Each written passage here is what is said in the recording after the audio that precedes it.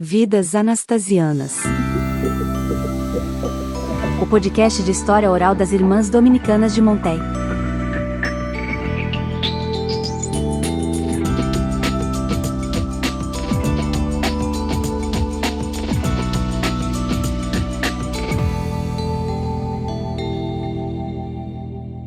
Coragem e força. Essas são as linhas que costuram a história de um casal de trabalhadores japoneses que veio ao Brasil nas primeiras décadas do século XX em busca de melhores condições para construir uma vida com seus filhos. Se instalaram no interior de São Paulo, na região do município de Lavínia, para trabalhar nos cafezais próximos. Nessa jornada, enfrentaram com garra e simplicidade as dores e os desafios que se apresentaram no caminho.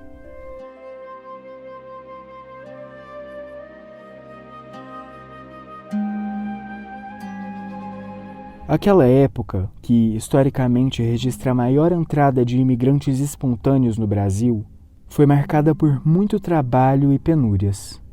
Ao longo dos meses, o casal Misako Fusizaka trajava as marcas deixadas pelas lavouras, pelas perdas e pela dureza de um tempo sem recursos e sem perspectivas.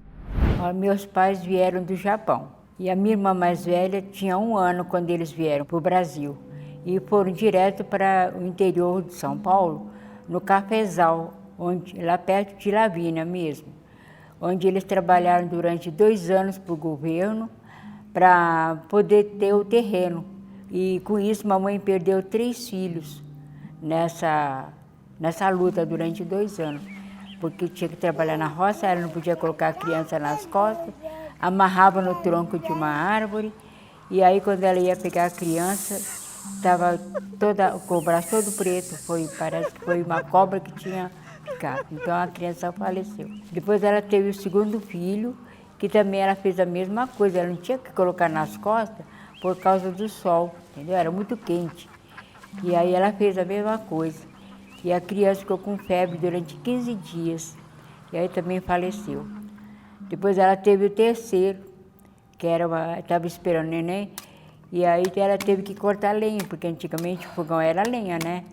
E aí não tinha ninguém para cortar a lenha. Então a mãe que cortou a lenha, mas aí a criança nasceu morta.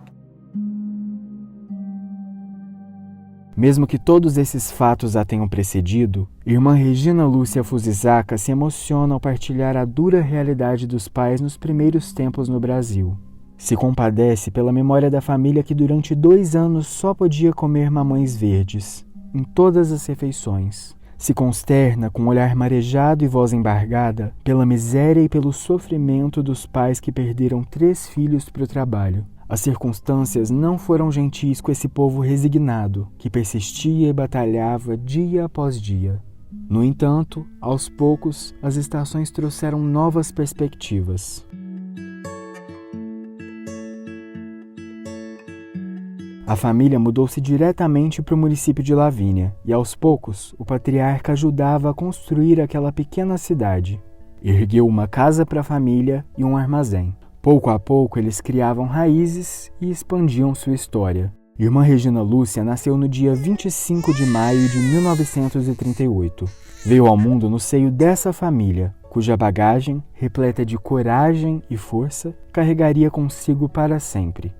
Cresceu em uma casa onde a cultura e os valores nipônicos eram valorizados e respeitados, mas onde também havia espaço para o novo. Os pais falavam em japonês com os filhos, que respondiam em português, já que estudavam em uma escola de língua portuguesa.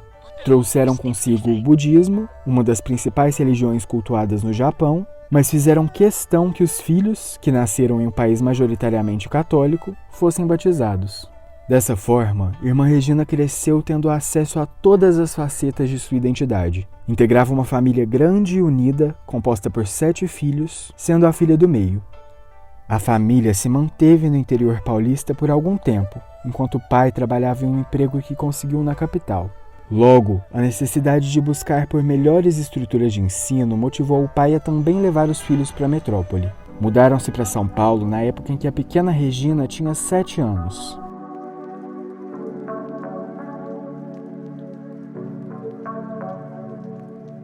Quando já possuía certa alfabetização, ela começou a traçar sua trajetória escolar.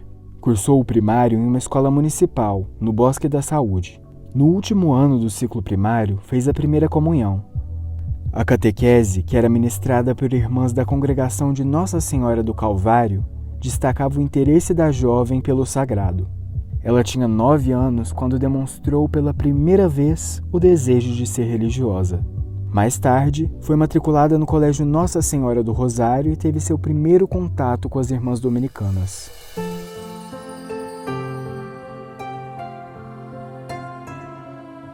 Foram anos nesse universo fascinante enquanto a aluna anastasiana dominicana desvendando a própria vocação. Permaneceu no Rosário até concluir o colegial. Embora estivesse em São Paulo, um dos maiores polos universitários do país, Irmã Regina decidiu buscar o ensino superior em Uberaba, porque já tinha em vista sua entrada na congregação das Irmãs Dominicanas de Montéi. Começou a cursar Geografia na FISTA, Faculdades Integradas Santo Tomás de Aquino. O plano era entrar para o convento após o 2º ano de estudos. No entanto, em julho daquele ano, aos 23 anos, a jovem enfrentou mais uma grande provação. Nossa família estava vindo de Curitiba, de férias, em julho, e a minha irmã, a caçula, que estava dirigindo. À tarde estava garoando, e uns rapazes que tinham bebido estavam com o carro fazendo zigue-zague e bateu no carro da minha irmã. E aí a minha irmã perdeu a direção, caiu do outro lado da pista, 5 metros de altitude. Como não tinha cinto antigamente, eu fui jogada fora do carro. Aí eu quebrei a coluna, fraturei, achatei uma vértebra e trinquei 2 vértebras. Aí nós fomos levados depois para o hospital lá em São Paulo. E o médico falou, olha, você foi um milagre, você ia ficar paraplégico. Por pouco que não pega a sua medula. Por pelo menos 6 meses, Irmã Regina ficou engessada, lidando com as decorrências do grave acidente. Enfrentou as dores e dificuldades e, mesmo nessas circunstâncias, se dedicou ao propósito de concluir a jornada acadêmica. Depois de terminar a faculdade, já tinha um caminho traçado, o noviciado no Colégio Nossa Senhora das Dores, onde se dedicou piamente à formação religiosa. Mais tarde, Irmã Regina Lúcia voltou a São Paulo, onde tornou-se professora do Rosário, mesmo colégio do qual fora aluna. Lecionou durante 15 anos, com dedicação e amor pela sala de aula.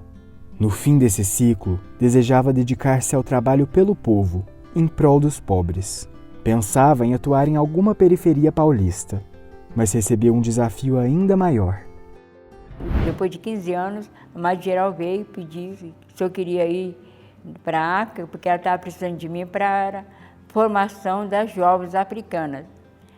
Aí eu falei assim, eu vou rezar para ver se é isso mesmo que Deus quer de mim. Aí quando chegou no fim do ano, ela já veio de novo. Eu falei, se Rosário, eu aceito, mas na fé e na coragem, sabe?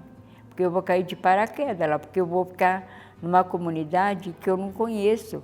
Era uma comunidade de congregação belga, entendeu? Não era da nossa congregação, era de outra congregação. Então, com um grupo diferente, com mentalidade diferente e num país diferente, de cultura completamente diferente, eu falei, é só na fé e na coragem, sabe? Eu vou. E aceitei. Fiquei lá 12 anos.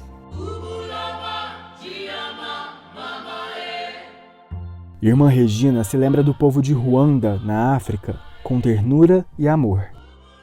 Ali, testemunhou as mazelas e a miséria enfrentada pelos que estavam às margens da sociedade. Ela trabalhava para que aquelas 16 jovens noviças, com quem se comunicava apenas em francês, tivessem as condições básicas para seguirem o caminho religioso e tornarem-se também agentes de transformação no mundo. A ideia era que a formação desse origem a uma congregação autóctone, que não seria nem das belgas nem das francesas. As próprias noviças africanas assumiriam a liderança. A gente dava aula de manhã para as noviças e à tarde. Aí no primeiro ano que eu vim para o Brasil, eu comprei semente de tudo quanto é jeito. Levei um pacote enorme e ensinei elas a plantarem e depois colher. Aí foi melhorando aos poucos com os legumes que eu tinha levado, né? Então eu tinha um relacionamento muito bom com essas jovens. Eu ajudava na cozinha, ajudava na horta, no quintal, porque era enorme. E eu fazia também apostolado nas colinas, visitar os velhinhos, principalmente os velhinhos, entendeu? Mas era tão bom, eu gostava demais, sabe? Nosso relacionamento.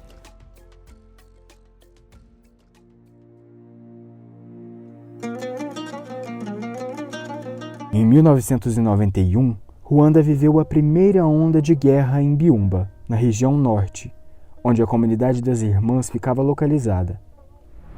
Nós estávamos rezando quando aconteceu o barulho.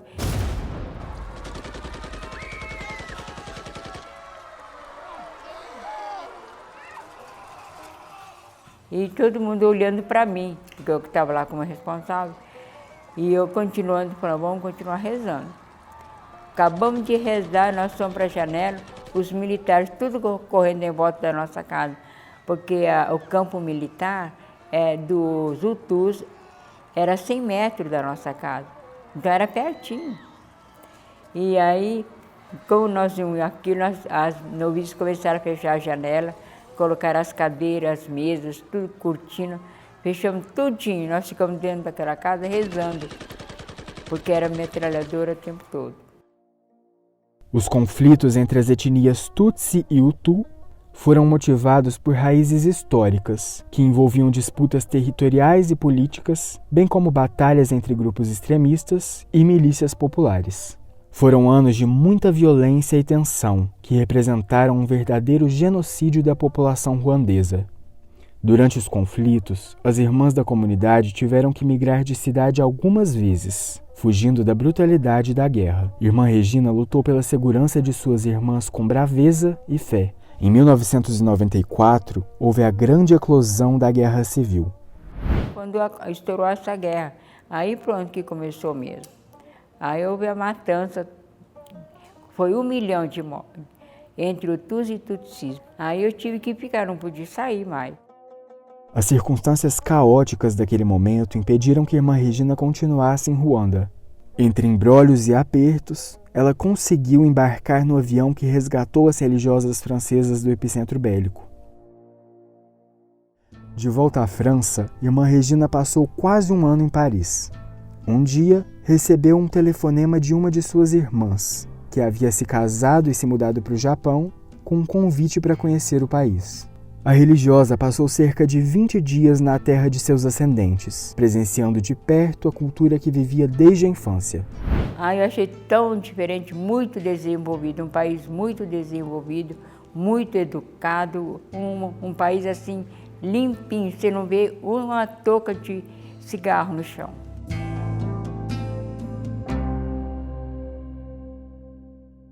No fim do ano, Irmã Regina voltou ao Brasil, onde foi convidada pela Madre Geral a morar em Goiânia. Lá, se envolveu em um projeto que prestava assistência a 600 famílias da periferia. Trabalhou incansavelmente para arrecadar doações, fomentar o desenvolvimento e prover as condições básicas para a existência do povo. Mais uma vez, dedicava-se inteiramente aos pobres e necessitados. Foi uma das fundadoras da Associação Vitória, que foi um verdadeiro alicerce social para o povo, amparando crianças, jovens, mulheres e a comunidade como um todo. Foram 17 anos de labuta e dedicação nesse contexto.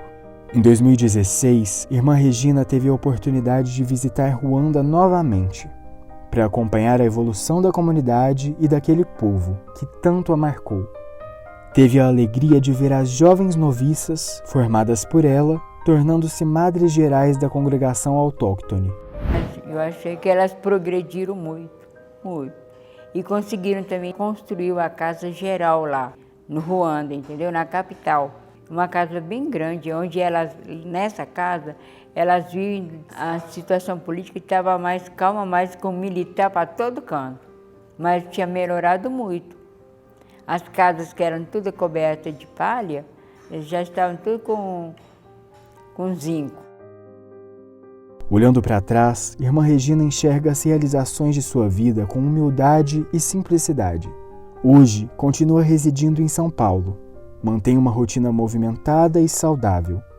E aos 85 anos, segue doando seu tempo e dedicação ao próximo. Eu faço pilates toda quarta-feira.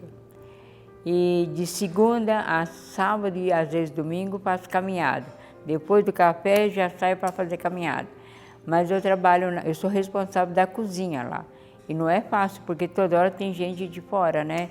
Tem que ver quantas pessoas, o que vai fazer, o que as irmãs podem comer, o que elas não podem. Tudo isso tem que pensar. Nas palavras doces e no olhar atencioso, irmã Regina Lúcia Fusisaka carrega um legado.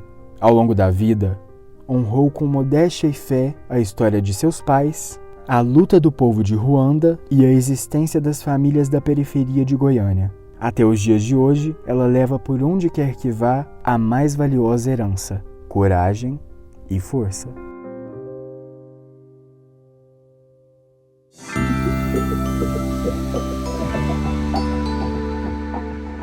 O podcast Vidas Anastasianas é um projeto de história oral que busca preservar e valorizar as memórias e singularidades das Irmãs Dominicanas de Monteil.